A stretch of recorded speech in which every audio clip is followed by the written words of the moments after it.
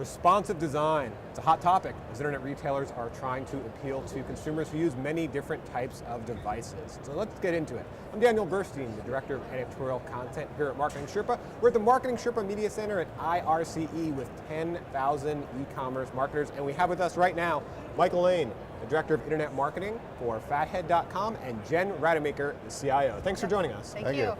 Glad to be here. So when we were talking about responsive design, you were saying that really that's the answer, that wasn't the question, right? You wanted to move to responsive design because, as I mentioned, I was watching Comedy Central the other night. I saw a Fathead commercial. Yeah. I think the Fathead is very sports oriented, so as you were growing, you had to reach a new audience. So why was responsive design part of that answer?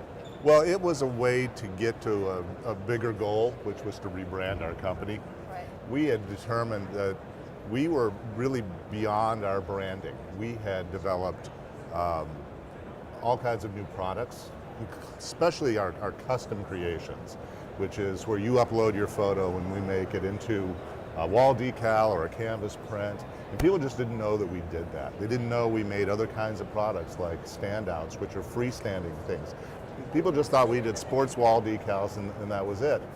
And we also were starting to find out that we didn't just have super fans who were buying from us. So we engaged with a brand study and really found out that there were like 5 different kinds of personas or audiences. Then the one that we were really missing out on was the key player, and that was mom. And she was the gatekeeper and she was buying. And so we set about to get a website that was less male-oriented, less sports-focused, less focused on one product, and expose everything we do to all the audiences that we wanted to reach. So as part of those personas, was device usage an element that you were looking at? Well, it's interesting that you say that because at the same time, we were finding that there was this explosive growth in mobile for us. We had gone from 4% of our traffic in mobile in December of 2009 to the next year it was 7%. We thought, oh my goodness, we need to get on the ball here. And we built this quick little jQuery based mobile site, an M.dot site. By the next year it had tripled. It was at 21%, and by the following year, which is just after we launched this responsive web design, we were at 42%. As of 2 weeks ago, we had crossed the 50% threshold, combined tablet and smartphone. Yep. And so a lot of this was also, how are we going to address the explosion in mobile? Now, to be clear, when you talk about that 50%, is that traffic or purchases? That's traffic. Okay. How are purchases shaping up for you? We are seeing faster growth in revenue on mobile than in any other device, but it is still not the largest percentage. We have an opportunity with conversion for sure. Absolutely. Yeah, well, in many That's companies. that's the case across most companies. Yeah, they see browsing on mobile devices and actually purchasing on a desktop or something like that. So we're going to look at the new designs in just one moment, but I have a unique opportunity here. We have someone from IT, we have someone from marketing. Yep. Before this, I was trying to get them to throw each under the bus. They would not. So what tips would you give to other e-commerce companies to get IT and marketing to work together so harmoniously? Because this is a big project to pull off. Yeah, communication is definitely key. I sit right next to Michael, Yep. and our IT sits right next to marketing, so we're constantly talking. And I think as far as the site goes and the redesign, just planning everything out and making sure we knew what our goals were and we're really clear on the requirements to those goals. Yeah. We basically took about 6 years of information that we had and spent about 6 months doing prototyping. But one of the biggest things we did was we had brand study done that really got us to focus on who our audience was. We had satisfaction surveys put in place so we could get a baseline on what people were satisfied about the site and what they weren't. And we had been doing about 2 years worth of multivariate testing to improve the flow of the website. And we used a lot of those things for the redesign. And then because we had a baseline when we launched, we could see what the effect was. And the people at 4C that we use for satisfaction surveys said they had never seen a company rebrand that radically on a dime and not lose satisfaction scores.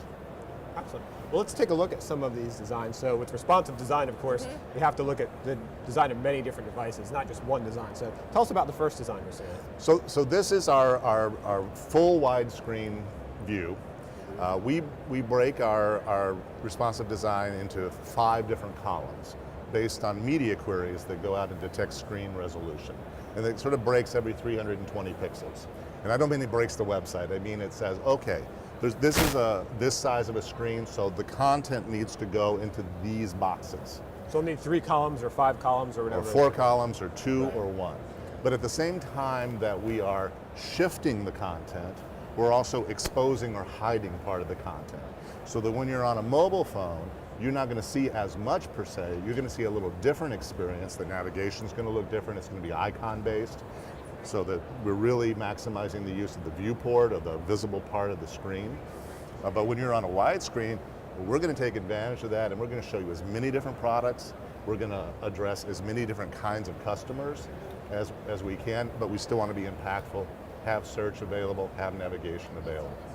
So yeah, let's take a look at one of those mobile views, for example. How do you choose what to emphasize in that mobile view? Because as you said, there's less real estate. That's right, that's right. Well, it's a changing thing. Go ahead. For sure. Yeah. So right now, Michael will talk about our speed team in a little bit, but we also have a mobile task force. So we meet once a week, a couple people from marketing, a couple people from technology, and just kind of brainstorm what we think will move the needle. So you notice, I think we're looking at checkout right now. We so are. redesigning just kind of what checkout looks like, moving our promotional material to the top. Right now it's kind of below the fold, and obviously that's very important. But just making little tweaks like that, and just the brainstorming, the communication, like I mentioned before, is just really key for us. There's a web developer on Jen's team who's just a remarkable kind of wizard. He's a genius. I say, if this were Hogwarts, he's the wizard, I'm the muggle. Yeah. He came up with a way for us to present a promotional banner on a phone so that you didn't have to type in a code, you just tap the banner and it automatically discounts your cart. Oh, excellent. Yeah. Anything we can do to reduce the number of steps, and that's why we're reworking the checkout. Now, one of the things we did recently was redo the top navigation and make it purely icon-based. Mm-hmm. You touch the phone, it calls our call center. You touch the magnifying glass, it drops the search box. Mm-hmm. You know, you touch the cart, it takes you to checkout. You touch the menu, and you can navigate. And we just wanted to get that above the fold, get the promotions above the fold, show product, and still have a call to action all within that viewport. So I think, you know, we've made a lot of strides compared to what we used to do on an MDOT site, which was purely just search and navigation. Let's take a look. So that's the before and after of the overall site. That's right. You can see you're really emphasizing showing more diverse products. That's right. And it's a much lighter and a brighter feel, which was part of becoming a more gender neutral site. I can tell you that about 3 months before we launched this site, we looked at the number of respondents that we had on our satisfaction surveys. 63% of those respondents were men, 37% were women. Mm-hmm. By the time we had rebranded, got new advertising out, new television commercials out, did this all in concert with the new website, got through the holiday period and came out through the end of the NFL playoffs and the Super Bowl, we're into March of the next year, we were at 50-50, which was really a pretty remarkable rebranding success story. Now let's take a look at this. Was the m.fathead.com. This is a responsive design. Jen, what was the biggest technological hurdle you had to overcome to make this happen? Well, at least on the first iteration of our MDOT site, we had actually were going to work with a partner to provide that for us, and we were trying to get that done before the holiday. Well, with 2 weeks before our holiday season, so 2 weeks before Thanksgiving, they had to pull out. They had made too many commitments, and they couldn't deliver that for us. So we had to scramble and kind of reprioritize a little bit, and we put that up in 2 weeks, which 2 weeks? 2 Yeah, weeks. the original MDOT site was a 2-week 2 project. weeks. Wow. Obviously, it's very focused on navigation. We threw our search in there, and you know, it was what it was then. But our team is constantly learning. They're passionate about technology, so I think responsive really came about between a web designer on the marketing team and a web developer on my team, just kind of talking one day and really talking about the importance of this is where we think the site should be going and bringing it to everybody's attention, and we decided that was the right direction. And one day they sort of came to our speed team and they showed us a prototype and said, here's how it works. And they kept shrinking the size of the browser, and the page kept changing, and I'm like, how do you do that? And they kind of went into some detail, but we're like, yeah, And that's this is what 2 we years need to ago. do. Yeah, So we were early adapters. We were very early adapters of responsive design. Very impressive. Lastly, you mentioned multivariate testing. I wonder, for each of you, what was the most surprising thing you learned through testing? I think with me, it's some of the colors of buttons and things like that. Like we've adapted it just because it's really worked. But the orange buttons kind of standing out on a site that's mostly blue, and yes, they're complementary colors, but you don't. Some colors of buttons just really affect what people do. And we had tested red and orange, but orange won out. So and green obviously for moving forward. And I think just understanding the whole psychology behind, what we want people to do. That was really interesting to me.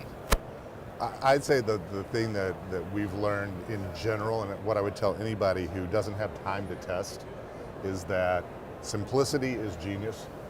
White space is your friend, and get out of the way of the customer. Too many buttons are going to hurt you. Too much copy is going to hurt you. Yes.